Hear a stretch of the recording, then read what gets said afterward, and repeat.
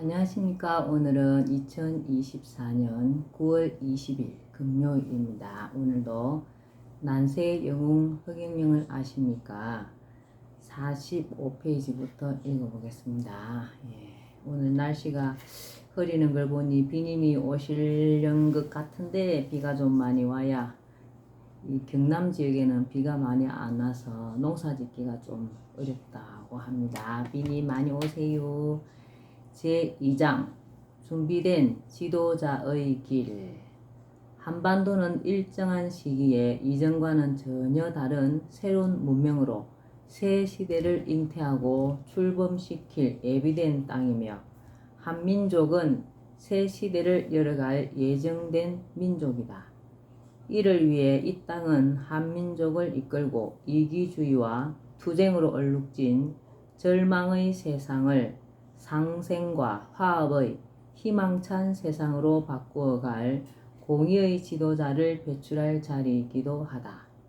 언젠가 그 지도자는 세계 통일의 꿈을 이루어 민족과 국가가 서로 돕고 화합하며 아름다운 하모니를 이루는 화이부동의 낙원 같은 세계를 건설하게 될 것이다. 소명을 가진 사람. 한국은 세계를 통일해야만 하는 필연적 소명을 받은 나라이며 이는 나와 무관하지 않다. 그동안 나는 대통령 선거에 2번 도전한 것을 포함하여 7번의 선거에 출마하는 등 3번 도전했죠. 줄곧 국가 최고 지도자의 길을 준비해왔다. 선거를 치르는 데는 많은 돈이 들어간다. 내가 돈이 많아서 이렇게 계속 선거에 입후보했느냐? 아니다. 오직 하나, 나의 소명을 완수해야 하기 때문이다. 내게는 우리 국민의 고통과 국가적 난제들을 해결하고 우리나라를 인류 국가이자 세계의 모범국으로 이끈 후 모든 인류가 공존, 공영할 수 있는 시스템 속에서 이 세상 누구라도 먹고 사는 문제로 고통받지 않을 수 있도록 할 사명이 있다. 또 말할 수 없는 참상을 이야기하는 전쟁과 인류에게 재앙은 물론 지구 자체의 종말을 가져올 수도 있는 환경 파괴 문제를 해결해야 할 사명도 있다. 환경 문제가 심각하죠. 이 사명을 이루기 위해서는 세계 통일이 반드시 필요하며 세계 통일을 이루기 위해서는 한국의 국가 지도자라는 위치가 필요하다. 말하자면 한국의 국가 최고 지도자가 되는 것은 사명 완수의 첫 단추를 끼우는 일이다. 나의 아버지는 김수로왕을 시조로 하는 김해허씨와 남자 권자이다. 만석군이었던 아버지는 내가 태어나기 전 소작인들에게 토지를 무상으로 나누어 주었다는 이유로 사상범으로 몰려 사형을 선고받고 1950년 6.25 전쟁이 나기 이틀 전 서울 형무소에서 돌아가셨다. 어머니는 하만조씨, 개자 식자로 아버지가 사시던 인근 마을 조씨 가문 부잣집 딸로서 아버지에게 시집와 아버지가 서울 형무소에 수감되자 아버지 옥바라지를 위해 상경하여 중랑천 다리 밑 가마니 움막에서 기거하시던 중 신비로운 꿈을 꾸고 나를 낳으셨다. 아버지의 사형 소식을 들은 어머니는 아버지의 시신을 찾으려고 수소문하던 중 6.25 전쟁이 터지는 바람에 아버지를 찾지 못한 채 태어난 지 6개월밖에 되지 않은 나를 업고 천리길을 피난해 아버지와 함께 사셨던 지수면 성산마을로 내려오셨다. 어머니는 그간의 허술한 움막에서의 기도 생활과 모진 추위 속에서 나를 낳다가 얻은 산후병 그리고 나의 출생과 관련한 주변의 오해 속에 얻은 마음의 고통으로 고생하시다 내가 4살 때 돌아가셨다. 아버지의 고향이자 내가 14살까지 자란 경남 진주면 지수면 성산 마을은 김해 허씨들이 대대로 터를 잡고 살아온 마을이며 이곳에 있었던 지수초등학교는 내가 다닌 학교로 삼성 이병철 회장, LG 구인회 회장, GS 허정구 회장, 효성 조홍재 회장 등 우리나라의 최고의 재벌 창업주들을 비롯하여 1980년대 기준으로 100대 재벌 중 30여 명이나 되는 유수의 재벌 기업인을 배출한 곳이다. 성산마을은 용이 조산인 방어산에서 빙 돌아 내려와 몸을 틀고 다시 조산을 바라보는 형세를 한 해룡고조형의 지세에 진주 남강이 마을을 빙 둘러싸면서 남쪽에서 북쪽으로 역수하여 밖으로 나가는 곳이 보이지 않는 특이한 지형을 이루고 있다. 나는 이곳 성산마을에서 이전에 아버지가 땅을 나누어 준 한 소작인의 집에 의탁되어 그 농부의 양아들이 되었다.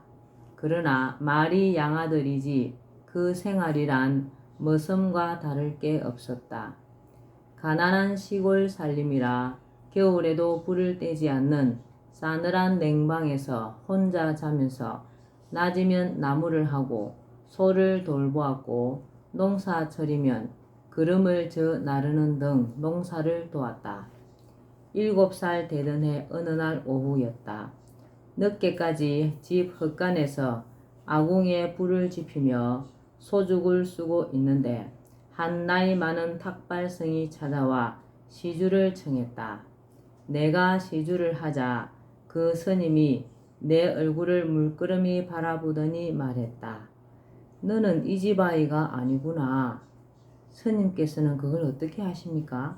그러자 스님은 내 부모의 이름을 물었다. 아버지의 조남은 허락할허 남쪽 남 권세권이며 어머니 조남은 나라조 개수나무 개 심을식입니다. 제 이름은 서울경 편안할령입니다. 스님은 한자의 의미를 곰곰이 따지는 듯 하더니 곧 입을 열었다.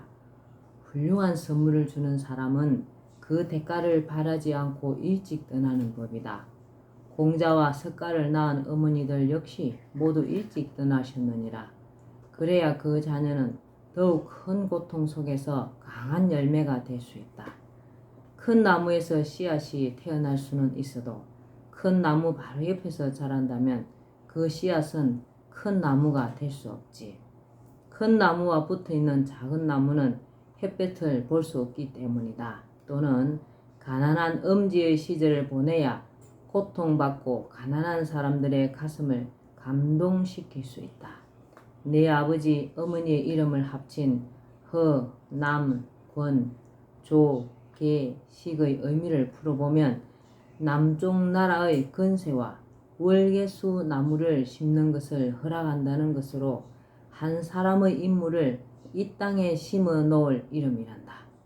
심부름 온 사람은 속히 돌아가야 하는 법. 너희 부모님은 너를 이 세상에 데려다 주면 곧바로 떠나야 하는 운명이었다. 너는 지금부터 열심히 서당에 가서 한문을 배워야 한다. 그리고 14살이 되면 이곳 지리산 전기를 다 받게 될 것이니 그때는 서울로 올라가서 삼각산의 전기를 받거라. 장차 많은 공부를 해서 세상을 편안하게 하는 지도자가 될 것이다. 그날 이후 나는 서당에 다니기로 마음을 먹었다. 동양 사상에서 시작된 깊은 학문의 길. 나는 양 아버지에게 서당에 갈 수 있게 해달라고 말씀드렸다. 그러자 비록 농사를 짓고 있었으나 한학을 공부하셨던 양아버지는 순순히 허락하셨다. 서당은 새벽 4시에 문을 열었다. 나는 그 시간에 맞추어 서당에 도착했고 마을 아이들과 함께 공부를 시작했다. 공부는 천자문에서 시작하여 동몽선섭, 학의집, 소학, 논어, 맹자, 대학, 중용, 시경, 서경, 주역, 춘추, 예기 등으로 이어졌다. 공부 방식은 그 전에 공부한 내용을 통째로 외워와서 훈장님 앞에서 외워 보이고 다음 진도를 나가는 방식이었는데, 같이 공부를 시작했던 다른 아이들은 훈장님의 회초리가 무서워 모두 중도 탈락하고 말았다.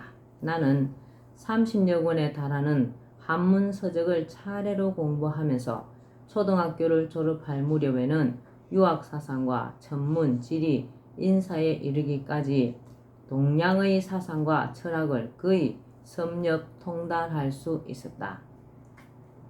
어머니가 태어난 지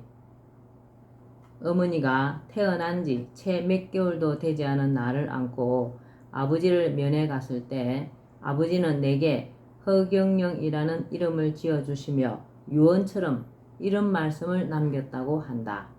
서울 동쪽에는 일본의 동경이 있고 서쪽에는 중국의 서경이 있고 남쪽에는 남경, 북쪽에는 북경이 있다. 우리나라 서울은 이 네 개의 위성 수도를 거느린 세계 중심인 곳이다. 이름을 서울경, 편안할 영으로 해라. 나중에 자라서 서울을 세계의 중심이 되게 하여 국민을 편안하게 해주는 이름이다.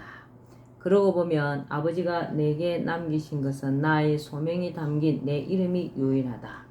그리고 이 유언이 7살 때 탁발성이 일러준 말과 내가 진주를 떠나 서울로 갈 때 가지고 간 어머니 무덤의 흙과 함께 나에게 온갖 어려움 속에서도 흐트러짐 없이 배우고 정진할 수 있게 한 원동력이 되었다. 언젠가 나는 아버지의 바람과 같이 국가 최고 지도자가 되어 나라를 이끌고 국민을 편안하게 하고 나아가 온 세상 사람들을 행복하게 할 소명을 다하게 될 것이다. 예. 오늘은 난세의 영웅 허경영을 아십니까? 여기까지만 읽겠습니다. 오늘도 허경영을 많이 부르고 알려서 복 짓는 행복한 날 되시기 바랍니다. 감사합니다. 허경영.